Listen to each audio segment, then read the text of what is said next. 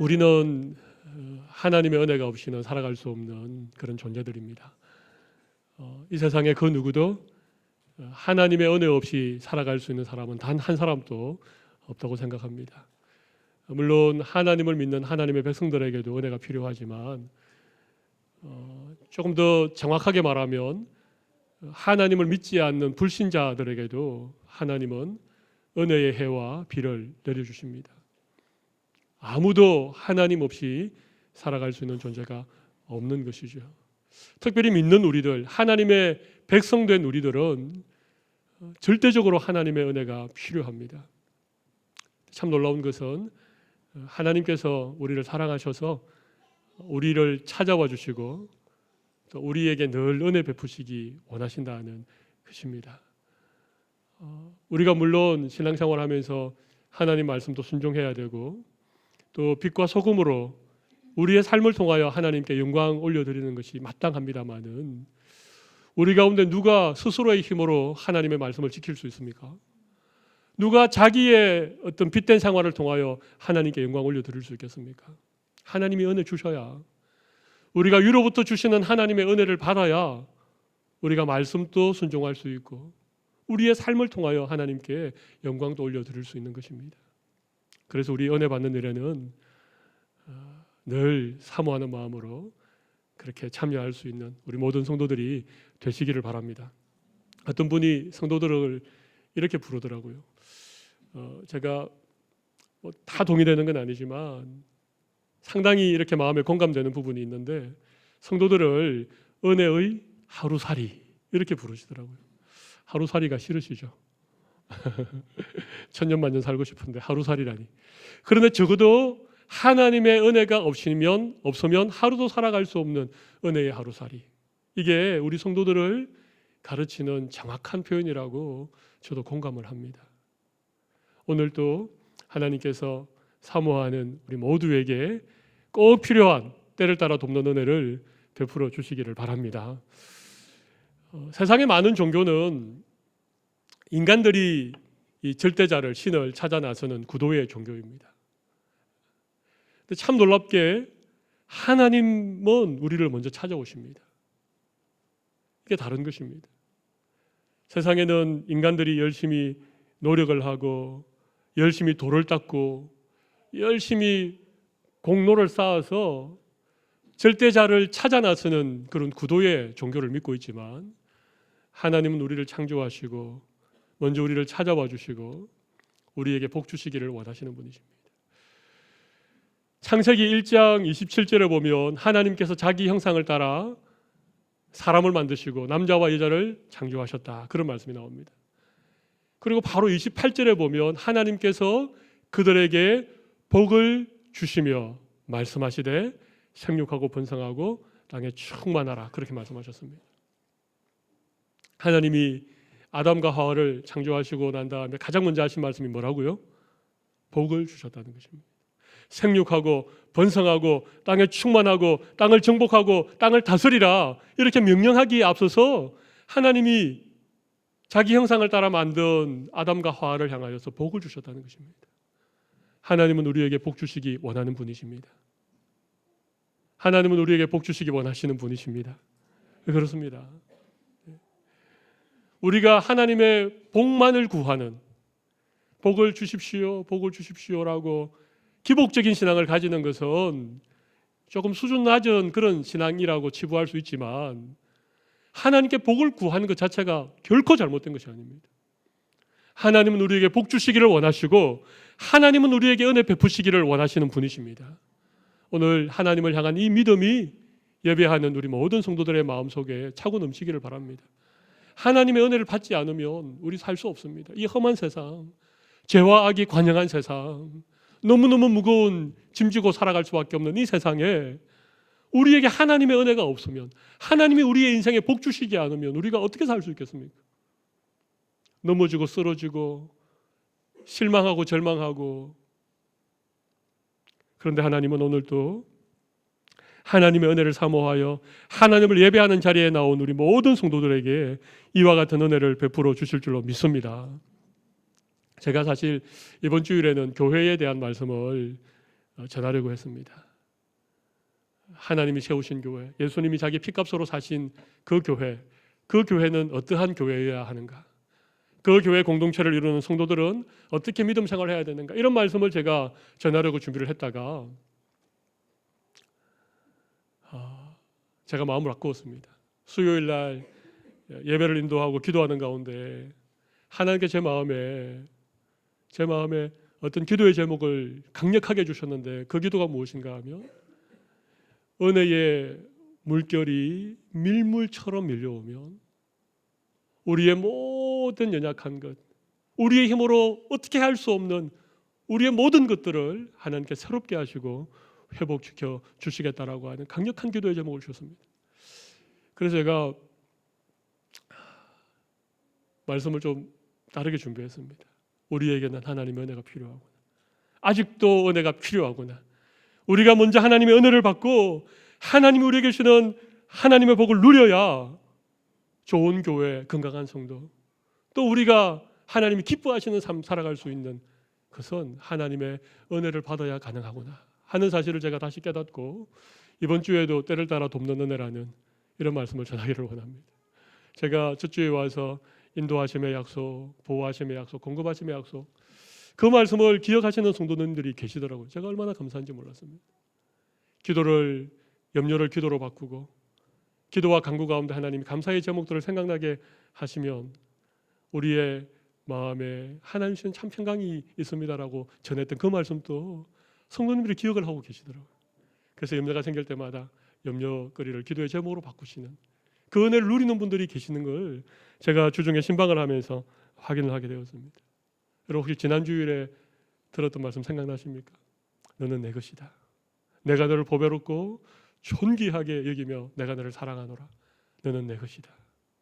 이 주님의 이 말씀이 험한 세상을 살아가는 우리들에게 얼마나 힘이 되고 격려가 되었는지 모르겠습니다. 오늘 저는 우리 성도들에게 때를 따라 돕는 은혜가 무엇인지, 이 은혜가 어떤 은혜인지, 이 은혜를 주실 수밖에 없는 근거가 무엇인지, 은혜의 내용은 무엇인지, 이 은혜를 받기 위하여 우리는 어떤 자세로 하나님께 나아가야 되는지 이런 점들에 대하여서 잠시 말씀의 은혜를 나누기를 원합니다. 먼저 하나님께서 우리에게 때를 따라 돕는 은혜를 주시는 근거가 있습니다. 왜 하나님이 우리에게 은혜를 주시는가? 오늘 본문 16절 말씀을 보십시오. 그러므로 우리는 긍휼하심을 받고, 긍휼하심을 먼저 받아야 되는 것이죠. 긍휼하심을 받고, 여기 긍휼하심은 하나님의 긍휼하심을 의미합니다. 하나님께서 우리에게 은혜를 주시는 은혜의 근거가 무엇인가? 하나님의 긍휼하심 때문이라는 것입니다. 긍휼이라고 하는 단어를 제가 언제 수요 예배 시간에 말씀드린 적이 있습니다. 이 긍휼은 어머니의 모태라는 단어에서 파생되어진 말입니다. 하나님의 긍휼하심이라고 할 때 마치 어머니가 아기를 모태에 품고 있는 것과도 같은 그런 하나님의 마음, 그런 하나님의 사랑을 긍휼이라고 하는 것입니다. 시대가 많이 악하여지고 사랑이 변질되는 이런 세상을 우리가 살고 있지만 그래도 결코 변치 않는 사랑은 부모들이 자식을 사랑하는 마음입니다. 특별히 엄마가 아기를 사랑하는 이 사랑은 저는 결코 변치 않는 사랑이라고 생각을 합니다. 절대적인 사랑, 조건을 따지지 않는 무조건적인 사랑. 근데 하나님의 긍휼하심이라고 말할 때 이 긍휼은 바로 그와 같은 어머니가 자식을 사랑하는 것 같은 그런 마음으로 우리를 사랑하시는 것을 긍휼이라고 하는 것입니다. 왜 하나님이 우리에게 은혜를 주십니까? 하나님의 긍휼하심 때문에. 왜 하나님이 우리에게 은혜를 주십니까? 우리가 그 은혜를 받을 만한 자격이 있거나 그 은혜를 받을 만한 어떤 공로를 쌓았기 때문이 아니라 하나님이 우리에게 오늘 또 은혜를 주시는 근거는, 이유는 하나님이 우리를 사랑하시는 그 긍휼하심 때문이라고 하는 사실입니다. 오늘도 하나님의 긍휼하심을 받을 수 있는 여러분들이 되시기를 바랍니다.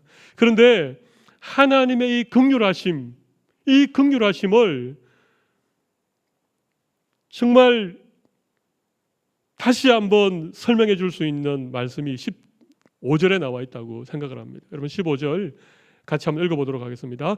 우리에게 있는 대제사장은 우리의 연약함을 동정하지 못하실 리가 아니요 모든 일에 우리와 똑같이 시험을 받으신 이로되 죄는 없으시느니라. 이분이 누구십니까? 예수님이시죠. 그렇습니다. 예수님. 우리에게 있는 대제사장, 이분이 예수님이십니다. 구약에 수많은 제사장들이 있었지만 또 한 해에 한 번 속죄일에 지성소에 들어가서 대속죄 제사를 드리는 대제사장이 해마다 있었지만 우리에게 있는 대제사장은 한 분밖에 계시지 않습니다. 그분이 바로 예수님이십니다.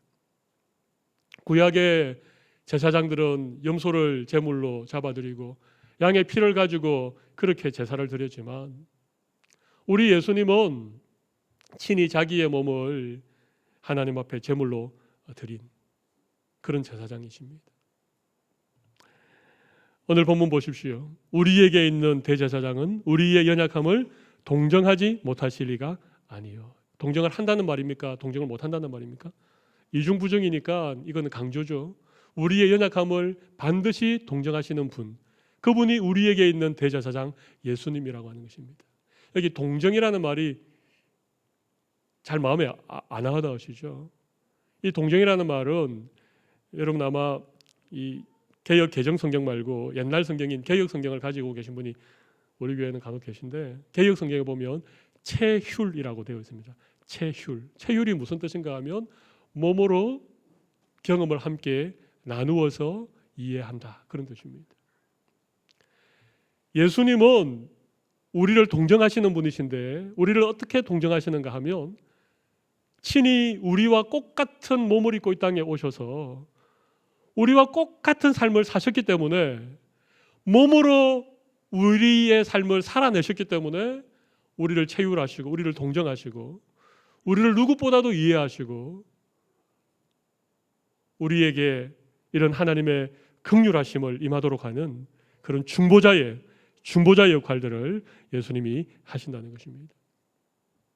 여러분 예수님이 인간의 몸을 입고 이 땅에 오신 것을 여러분 아시지요?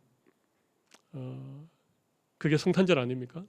말씀이 육신이 되어 우리 가운데 거하신 그날, 높고 높은 보좌를 버리시고 이 낮고 천한 땅 위에 우리와 똑같은 몸을 입고 아기로 탄생하신 그날이 우리가 기다리는 크리스마스 아닙니까? 성탄절 아닙니까? 오늘 본문에 보면 모든 일에 우리와 똑같이 시험을 받으신 이로다 그렇게 말하고 있습니다. 예수님은 우리와 똑같은 시험을 받으셨습니다.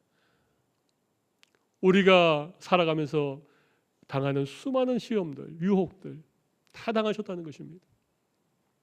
그뿐입니까? 우리처럼 배고파하셨고 밤에 주무시지 못하면 피곤해하셨고 슬픔을 이기지 못해서 눈물을 흘리셨던 그런 예수님의 모습을 우리가 알고 있지 않습니까? 뿐만 아니고 가장 믿었던 제자로부터 배신을 당하는 그렇게 호산나 다윗의 자손이여 그렇게 예수님을 환호하던 수많은 사람들로부터 그냥 배반을 당하고 그러니까 예수님이 이 땅에 오셔서 우리와 똑같은 삶을 사셨기 때문에 우리를 잘 이해하신다는 것입니다. 이게 우리를 동정하신다. 우리의 약함을 체휼하신다는 그런 의미입니다.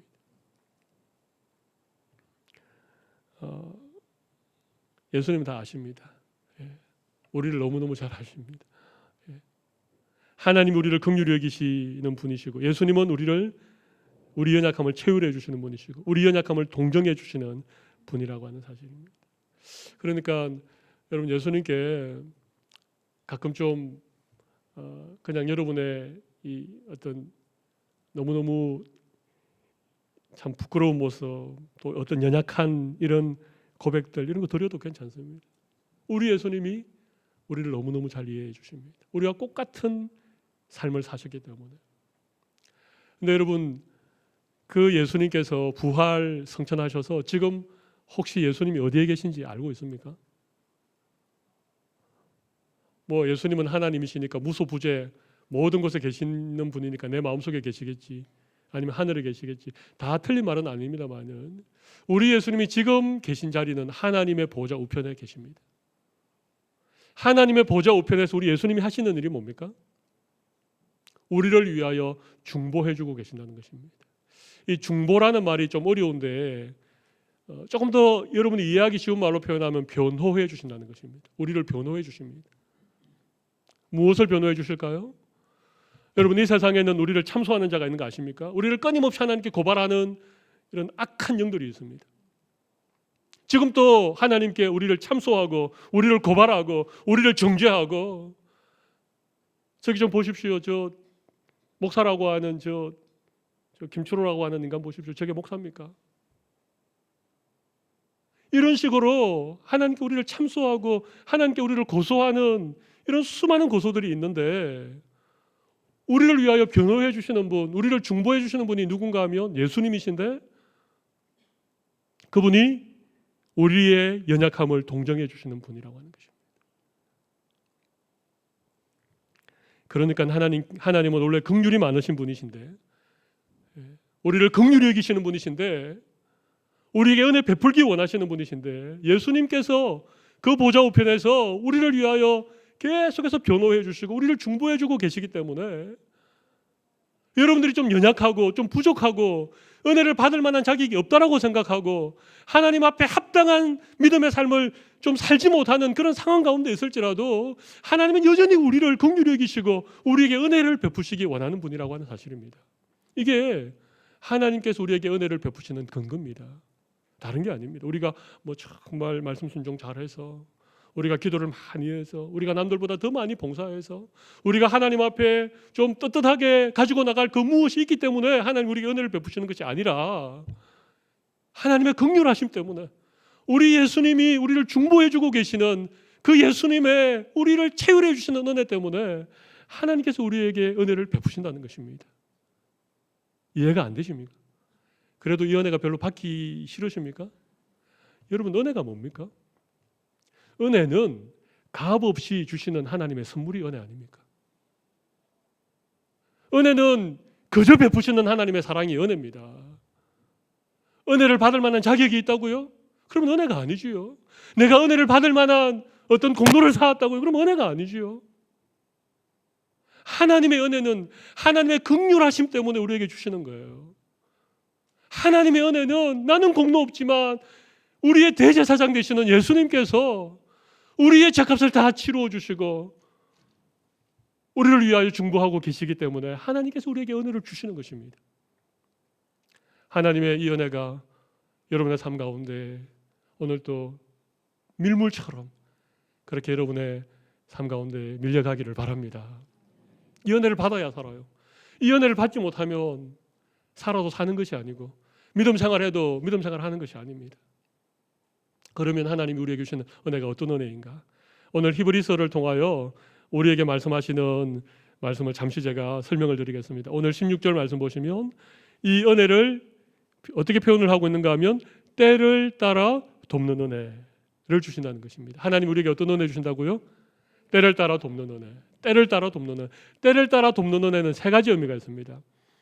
이건 주석에 나와 있는 말씀이 아니고 제가 이 말씀을 묵상하는 가운데 깨닫게 하신 이 때를 따라 돕는 은혜에 대한 설명 세 가지입니다. 제가 설명할 테니까 참고로만 들으십시오. 제가 하는 설명이 어느 신학자가 주장한 건지 어느 해설서에 나와 있는지 안 찾으셔도 됩니다.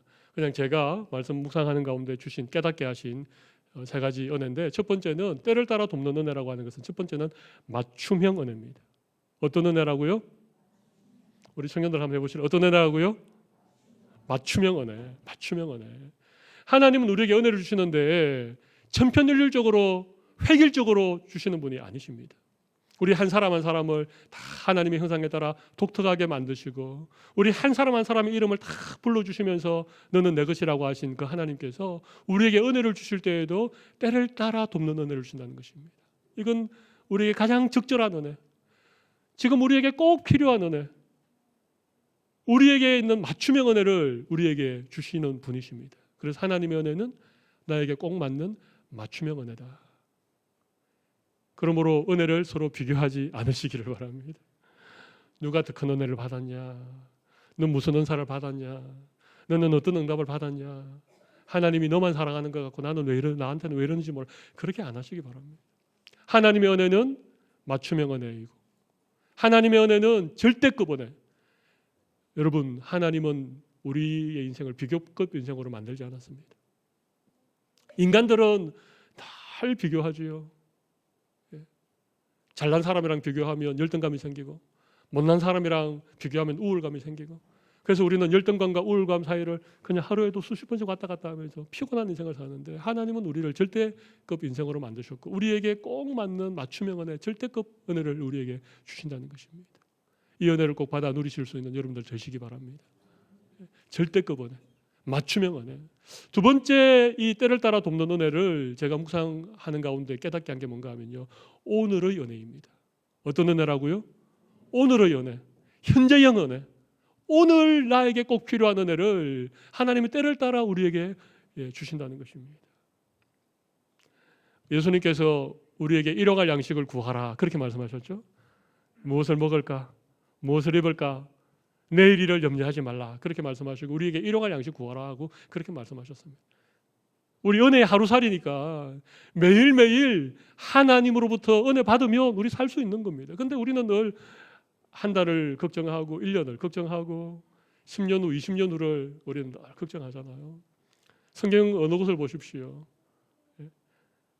내 은혜가 족하다 그러시고 일용할 양식을 구하라 그러시고 오늘 염려는 오늘 하라 그렇게 말씀하셨는데 우리는 일용할 양식을 구하는 게 아니라 월용할 양식, 연용할 양식. 이 때를 따라 돕는 은혜는 현재형 은혜라고 하는 것입니다. 현재형. 어리석은 사람들은 지나간 과거를 늘 후회합니다. 지나간 과거를 후회하는 일에 시간을 많이 보냅니다. 그리고 아직 다가오지 않은 미래에 대해서 늘 염려하고 걱정합니다. 과거는 이미 우리 손을 벗어났고 미래는 아직 우리의 것이 아닙니다. 오늘이라고 하는 이 현재, 이 순간, 우리가 오늘 예배하는 이 시간, 이것이 하나님 오늘 우리에게 주신 선물입니다. 그래서 선물과 현재는 영어 단어가 같지 않습니까? 오늘이 선물이고 오늘 필요한 은혜를 우리에게 주시면 우리는 은혜 가운데 살아갈 수 있습니다. 왕년에 믿음 좋았던 거 자랑하지 않으시기 바랍니다. 과거에 받았던 은혜 울켜 먹으면서 그렇게 생각하지 않으시기 바랍니다. 내가 처음 예수 믿을 때는 안 이랬는데요. 지금이 중요합니다.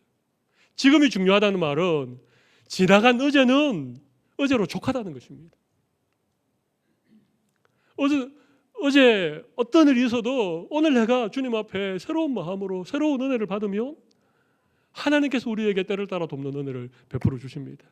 오늘 이 오늘의 은혜, 현재의 은혜가 여러분에게 물밀듯 그렇게 밀려오시기를 바랍니다. 세 번째가 있습니다.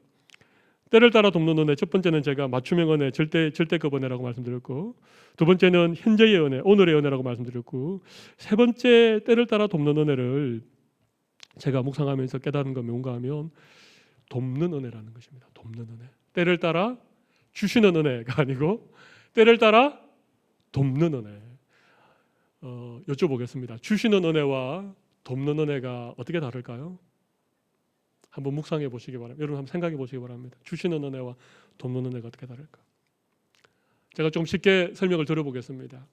우리가 하나님께 은혜를 구하고 기도할 때 하나님 이것 좀 주세요. 물질이 필요한데 물질 좀 주세요. 그죠? 우리 아이들 지금 한참 공부할 때니까 아이들에게 지혜를 주세요. 지금 내 몸이 연약한데 건강을 주세요. 우리 이렇게 기도하지 않습니까? 하나님 주십니다. 성경에 보면 구하라 너에게 주실 것이요 주시겠다는 약속이 있습니다. 그래서 우리에게 주시는 게 있습니다. 그런데 가끔은 주세요라고 기도해도 안 주실 때가 있습니까? 없습니까? 있지요. 많지요. 주실 때보다 안 주실 때가 솔직히 더 많지요? 왜 그러실까요?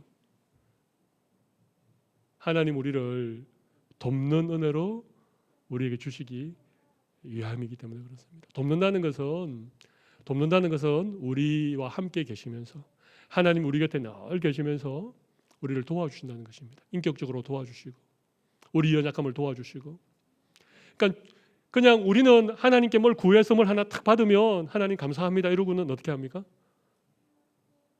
그게 있는 동안에는 그냥 하나님이랑 좀 이렇게 좀 거리가 멀어지지 않습니까? 이해를 못 하시는 것 같아 제가 설명을 좀 덧붙여 보겠습니다. 누가복음 15장에 보면 둘째 아들이 나옵니다. 그죠? 이 둘째 아들이 아버지 유산을 미리 받았죠. 근데 그 유산을 딱 받자마자 어떻게 했습니까? 그거 가지고 먼 나라에 가서 허랑방탕 살았지 않습니까? 그리고 그게 다 떨어지고 나니까 아버지 집이 생각나서 그곳에 품꾼이 생각이 나서 아버지께로 다시 돌아오지 않습니까? 하나님 우리에게 뭘 주시면 거의 대부분 우리의 성향상 거의 대부분 하나님이나 뭐 주시면 그거 가지고 그냥 우리 멀리 떠나는 거예요. 하나님 안녕히 계세요 이러고 떠나는 겁니다. 하나님 우리를 잘 아시는 거예요. 여러 번 줘봤는데 주니까 그 주신 것 가지고 감사하고 기뻐하고 그거 가지고 하나님을 위해서 열심히 사는 게 아니라 그거 있는 동안에는 하나님과 별로 친해지지도 않고 하나님께 늘 나가서 간절하게 기도도 안 하고 그래서 하나님께서 때때로 우리에게 주시기보다는 우리를 돕는 은혜를 우리에게 주시는 것입니다. 이해가 되시는지요? 그래서 하나님 우리에게 주기 원하는 은혜는 돕는 은혜를 주시기 원한다는 것입니다. 혹 우리 성도들 가운데 오랫동안 기도해도 응답받지 못한 기도의 제목이 있는 분들이 계시죠? 왜 그럴까요? 하나님 주기 싫어서가 아니라 그 기도 제목 때문에라도 좀 기도의 자리에 나오게 하려고 하나님 우리 사랑하시고 우리와 교제하는 것 기뻐하시고 우리 기도하는 것 하나님 참 즐거워하시는데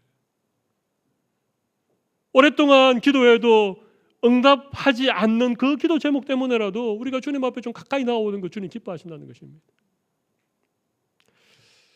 여러분들의 표정이 그래도 저는 좀 응답받기를 원하는데요 이런 표정이 많으신 것 같습니다. 오늘 기도할 때 하나님 여러분의 모든 기도에 응답해 주시기를 바랍니다. 그런데 그것보다가 돕는 은혜를 더 사모하시기 바랍니다. 하나님이 늘 나와 함께 하시고 나를 도와주시고 일마다 때마다 말씀해 주시고 우리가 힘들고 어려울 때마다 우리의 마음을 위로해 주시고 우리가 잘 깨달아지지 않는 수많은 인생의 난제들에 대하여서 그때그때마다 하나님이 말씀으로 우리를 깨우쳐 주시고 우리 형편이 그렇게 나아지지 않았지만 내가 뭐 대단한 어떤 것을 응답받지는 못했지만 그래도 매일매일 그 주님과 함께 주님의 돕는 은혜를 누리면서 살아가는 이것이 여러분 진짜 신앙생활 아니겠습니까? 하나님이 주시는 건강, 하나님이 주시는 재물, 하나님이 주시는 성공, 하나님이 주시는 명예 그거 작은 것입니다. 온 우주의 창조자이시고 온 우주의 주인이시고 온 우주를 친히 다스리시는 그 하나님에 비하면 하나님이 주는 그거가 아무것도 아닙니다. 하나님이 주시는 작은 재물 그걸로 여러분 만족하시겠습니까? 하나님이 주시는 작은 성공 그냥 그거 먹고 딱 떨어지시렵니까? 하나님이 평생토록 우리와 함께 하시고 일마다 때마다 우리를 도우시는 이 은혜를 사모하실 수 있는 여러분 모두가 되시기를 바랍니다. 오늘 예배하실 때 하나님께 이 돕는 은혜에 대해서 다시 한번 믿음의 눈을 여시고 이 은혜가 예배하는 우리 모든 성도들에게 넘치기를 바랍니다. 한 가지만 더 말씀을 드리겠습니다. 오늘 본문 16절 맨 마지막에 보면 그러면 우리가 은혜를 얻기 위하여 우리의 자세는 무엇이어야 하는가에 대해서 16절 맨 마지막에 보면 은혜의 보좌 앞에 담대히 나아갈 것이니라. 두 가지를 말하죠. 하나는 담대해야 된다는 것과 또 하나는 나아가야 된다는 것입니다. 근데 여기 은혜의 보좌 앞에 나가는데 왜 담대함이 필요한가? 이 부분을 제가 잠시 설명을 드리면 원래 히브리서는 이 어떤 구약의 어떤 제사를 어떤 복음적인 관점으로 다시 설명해 놓은 게 히브리서 아닙니까?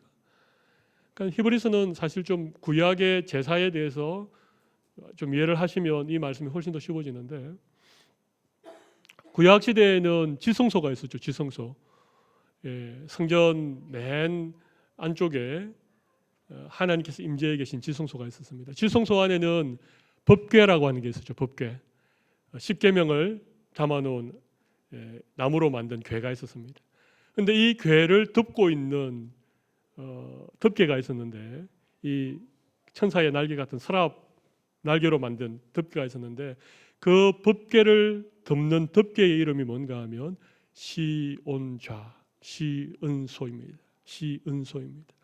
베풀 시자의 은혜 은자, 하나님이 은혜를 베푸시는. 왜냐하면 이 법궤에 들어있는 이 십계명을 모세를 통하여 주셨는데, 이스라엘 백성들이 이 계명에 잘 순종했습니까? 순종하지 못했습니까? 순종하지 못했죠. 만약 그 십계명이 그냥 드러나 보이면 그 계명을 지키지 못한 백성들의 죄가 그대로 드러나는 그런 상황일 수밖에 없는 것입니다. 그래서 하나님께서 그 법궤의 덮개를 만드시고 그것을 덮고는 그 덮개의 이름을 시은좌라고 하는 것입니다. 대속죄일에 대제사장이 지성소에 들어가서 그 시온자 위에 피를 부어서 제사를 드리는 것이죠. 이 지성소는 말 그대로 가장 거룩한 곳이기 때문에 아무나 들어갈 수가 없었습니다.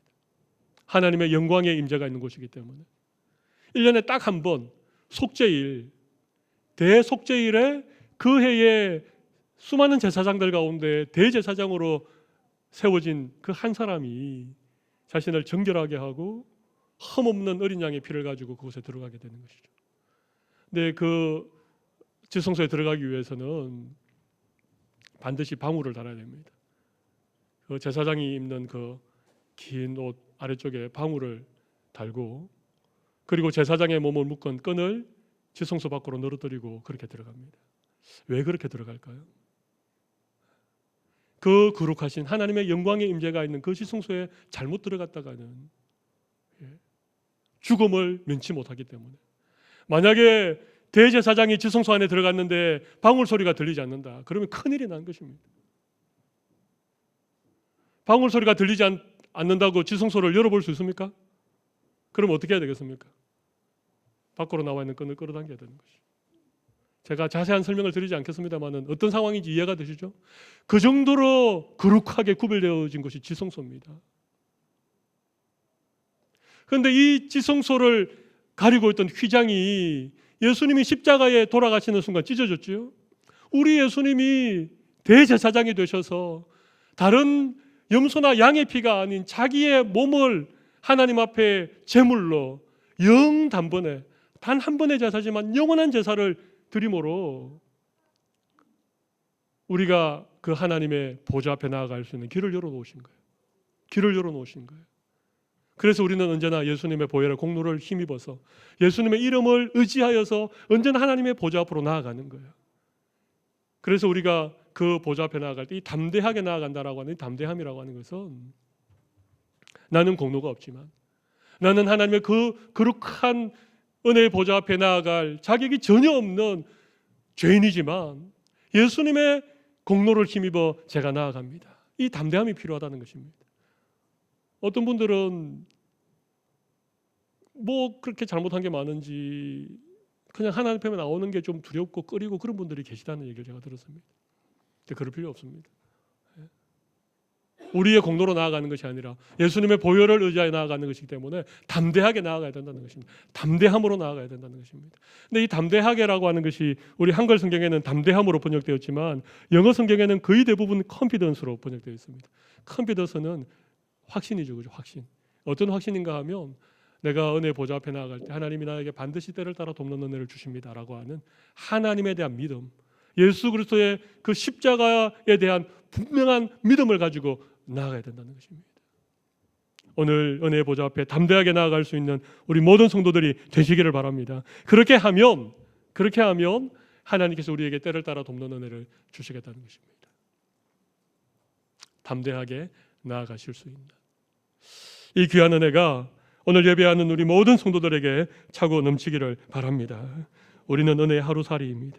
하나님의 은혜가 없이는 하루도 살아갈 수 없는 그런 자들입니다. 그래서 우리 은혜 받는 자리에는 늘 여러분들 마음을 다하여 참여하시고, 은혜 받는 일에는 열일을 제껴놓고라도 은혜 받는 일에는 여러분들이 마음을 다하여 그렇게 나아가시기를 바랍니다.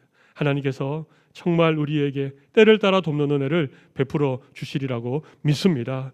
오늘 이 은혜로 우리의 삶 가운데 은혜의 물결이 밀물처럼 그렇게 밀려와서 우리의 힘으로 어쩔 수 없던 수많은 인생의 난제들이 고통과 절망과 상처와 아픔 가운데 있는 우리의 모든 삶의 자리자리마다 은혜의 밀물이 밀려와서 다시 한번 힘있게 일어날 수 있는 우리 모든 성도들이 되시기를 바랍니다. 가슴에 손을 올려 보십시오. 가슴에 손을 올리고 이 시간 한번 기도하겠습니다.